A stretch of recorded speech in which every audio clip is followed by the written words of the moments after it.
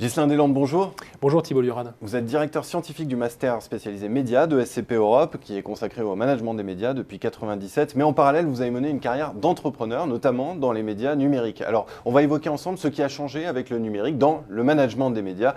Première question, avec le numérique, on a assisté à un foisonnement des contenus, des business models, alors qu'auparavant, le marché était dominé par seulement une poignée d'acteurs.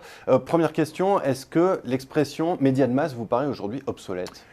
Alors, ce qui est certain, c'est que l'univers des médias, est, comme celui des transports, comme celui du tourisme et demain celui de l'éducation, a été un de ceux qui a été le plus impacté par le développement du numérique. Et donc, dans ce nouvel environnement, c'est l'innovation qui prime, c'est la technologie qui prime. Et la concurrence, finalement, féroce entre ce qu'on pourrait appeler les anciens et les modernes, c'est-à-dire les supports de médias traditionnels, la presse écrite, la télévision, et les supports numériques plus innovants. Et puis, on peut dire également, sur un plan plus macroéconomique, une intensification en réalité de la bataille de l'accès et de la distribution. Et la confrontation entre de très grandes sociétés internationales, multicontenues, et puis des législations nationales qui parfois ont peine à évoluer. Alors, pour vous répondre, je crois qu'il y a deux phénomènes à prendre en compte. D'un côté, effectivement, la fragmentation des audiences, érosion des grands médias. TF1 reste la plus grande chaîne d'Europe en audience, mais a perdu la moitié de ses parts d'audience en 15 ans.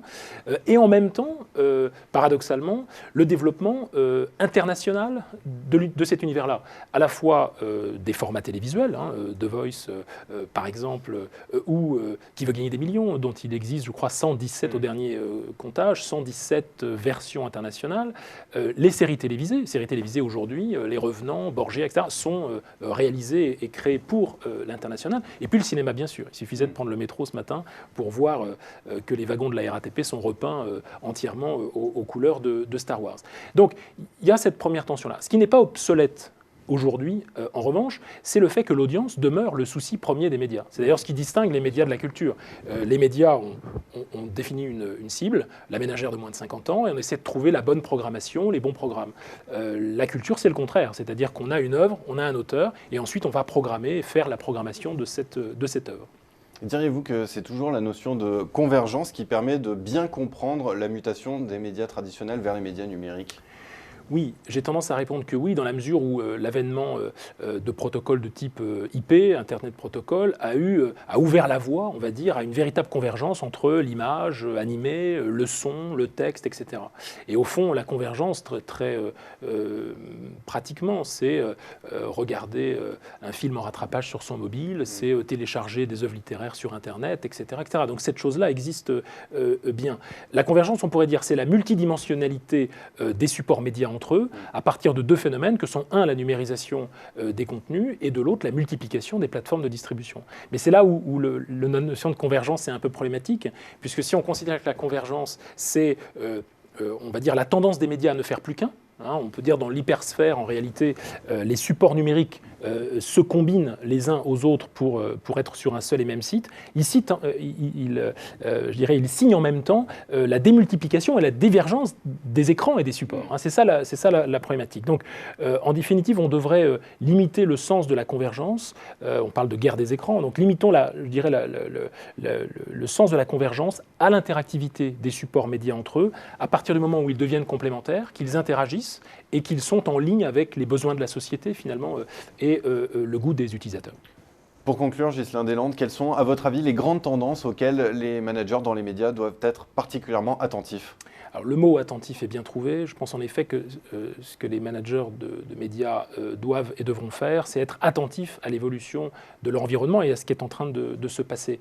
Dans un texte de 72 qui s'appelait « Pour une critique de l'économie politique du signe », Jean Baudrillard, alors ça nous remet loin, mais avait eu cette prescience de rappeler la caractéristique principale des médias de masse, qui est d'être d'une certaine manière anti-médiateurs.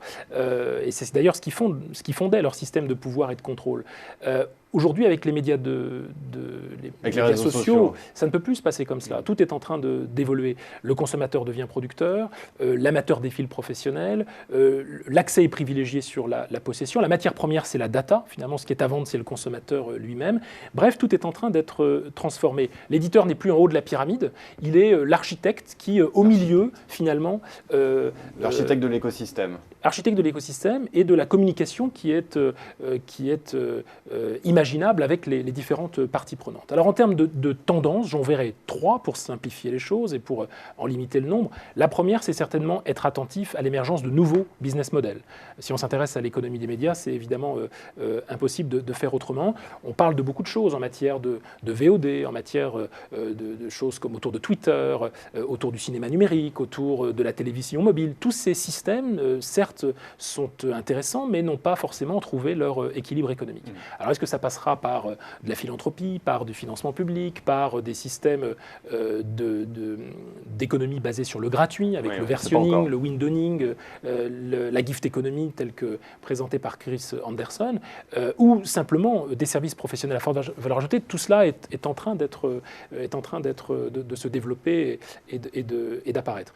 Deuxième élément important, c'est la gestion des parties prenantes dans une visée stratégique et notamment observer en permanence ce que font les fameux FAGA, Facebook, Amazon, Google et Apple, car ce sont des structures qui incontestablement, dans les choix stratégiques qu'ils font, vont influencer l'évolution du secteur jusqu'ici en France. Et puis la troisième chose, il suffit de regarder pour cela l'ensemble des études qui sortent en Russie, en Chine, au Brésil par exemple, c'est l'émergence de ce qu'on appelle le couteau suisse de la communication, c'est-à-dire le support mobile, le smartphone, comme le support privilégié de la communication du futur.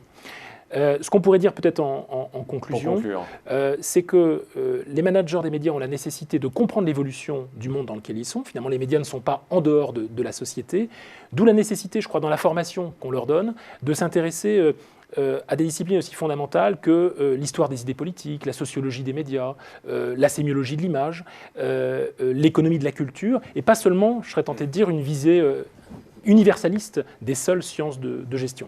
Et être ouvert dans un environnement complexe. Exactement, avec aussi un regard porté sur les évolutions. C'est un pascalien qui vous le dit, en essayant de maintenir autant que possible un distinguo entre l'information et le divertissement. Même si aujourd'hui la tentation est forte de recouvrir finalement l'univers des médias uniquement sous la bannière des entertainment studies, à l'heure de la gamification et à l'heure aussi de ce qu'on appelle l'infotainment. Eh bien, merci beaucoup Ghislain Deslandes pour cet éclairage sur ces transformations dans le management des médias liées à l'essor du numérique. Merci beaucoup. Merci à vous.